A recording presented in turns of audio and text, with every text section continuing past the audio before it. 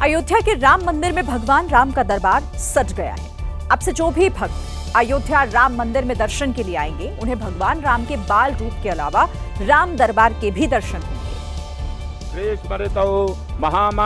क्योंकि राम मंदिर के प्रथम तल पर राम दरबार स्थापित किया गया है। सुबह 11:25 से लेकर 11:45 के बीच अभिजीत मुहूर्त में राम दरबार की विधिवत प्राण प्रतिष्ठा संपन्न हुई।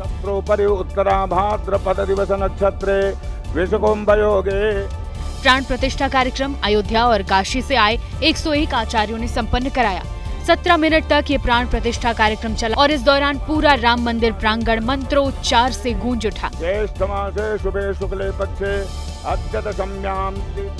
अयोध्या राम मंदिर से राम दरबार की जो झलक सामने आई, उसमें सिंहासन में विराजे भगवान राम और माता सीता की बेहद सुंदर और मनोहर प्रतिमा दिखाई दी। इसके अलावा राम दरबार में भगवान राम के परम भक्त हनुमान और भगवान राम के तीनों भाई लक्ष्मण, भरत और शत्रुघ्न की प्रतिमाएं विराजमान हैं।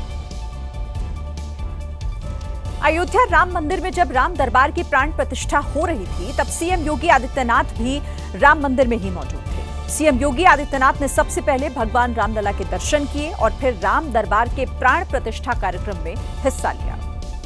और राम मंदिर से जो तस्वीरें सामने आई, उसमें दिखा कि सीएम योगी आदित्यनाथ ने सबसे पहले भगवान रामलला की आरती उतारी और फिर राम दरबार की प्राण प्रतिष्ठा अनुष्ठान कार्यक्रम में शामिल हुए।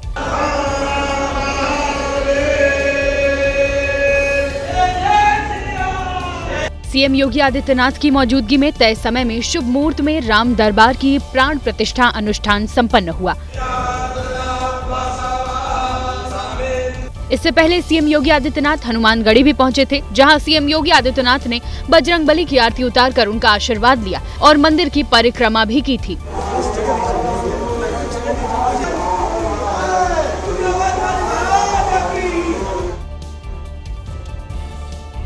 बड़ी बात यह है कि 22 जनवरी 2024 को नवनिर्मित राम मंदिर में भगवान रामलला की प्राण प्रतिष्ठा हुई थी। वहीं रामलला के प्राण प्रतिष्ठा के 16 महीने बाद अब राम दरबार की प्राण प्रतिष्ठा की गई है।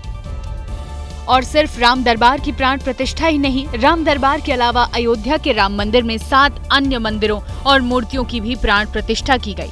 परकोटे के ईशान कोण में शिवलिंग, आग्नेय दिशा में प्रथम पूज्य श्री गणेश, दक्षिणी भुजा के मध्य में महाबली हनुमान, नैऋत्य कोण में प्रत्यक्ष देवता सूर्य, वायव्य दिशा में मां भगवती और उत्तरी भुजा के मध्य में अन्नपूर्णा माता के विग्रह की प्राण प्रतिष्ठा हुई।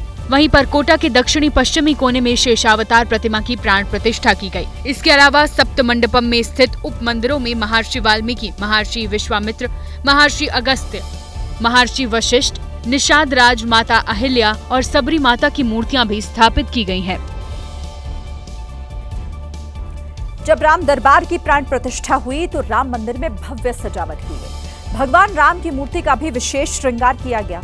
लेकिन राम दरबार की जो मूर्ति स्थापित की गई वो अपने आप में खास है, क्योंकि सफेद संगमरमर के पत्थर से राम दरबार की मूर्ति गढ़ी गई है। इस मूर्ति की खासियत यह है कि मूर्ति की चमक सदियों तक बनी रहेगी। इस मूर्ति को जितना धोया जाएगा, जितना स्नान कराया जाएगा, उतना इस मूर्ति की चमक बढ़ती चली जाएगी। मूर्ति बनाने वाले मूर्तिकार सत्यनारायण पांडे का दावा है कि मूर्ति में मौसम, समय और वातावरण का प्रभाव झेलने की क्षमता मौजूद है और करीब 40 साल पुराने संगमरमर के पत्थर से राम दरबार की मूर्ति बनाई गई है। गंगा दशहरा के पर्व पर श्रद्धालुओं ने गंगा में डुबकी लगाई और मां गंगा की पूजा अर्चना की। इस मौके पर हरिद्वार और काशी में बड़ी संख्या में श्रद्धालु स्नान करने पहुंचे। उत्तराखंड के हरिद्वार में हर की पैड़ी पर सुबह से ही स्नान करने के लिए श्रद्धालुओं का तांता लगा रहा। दूर दूर से पहुंचे लोगों ने गंगा में डुबकी लगाई। इस मौके पर ब्रह्मकुंड में स्नान के लिए भीड़ सबसे ज्यादा थी। मान्यता है कि आज ही के दिन मां गंगा धरती पर हरिद्वार के ब्रह्मकुंड में सबसे पहले आई थी और भागीरथ के पुरखों का उद्धार किया। तभी से हर की पैड़ी में आज के दिन स्नान का महत्व है। गंगा जिन इलाकों से गुजरती है, वहां पर गंगा दशहरा मनाया जाता है। इस अवसर पर यूपी के वाराणसी में भी बड़ी संख्या में श्रद्धालु स्नान करने पहुंचे और गंगा में डुबकी लगाई। इस मौके पर स्नान करने से मनोकामनाएं पूर्ण होने की भी मान्यता है। आज हम लोग उन्हीं को गंगा जी को माँ के रूप में पूजते हैं, मानते हैं, स्नान करते हैं। जिनकी अस्थियां बहती हैं उनके आत्मा को शांति मिलती है, मोक्ष मिलता है। हमारी जो मनोकामना हिंदू धर्म में वो पूरी होती है।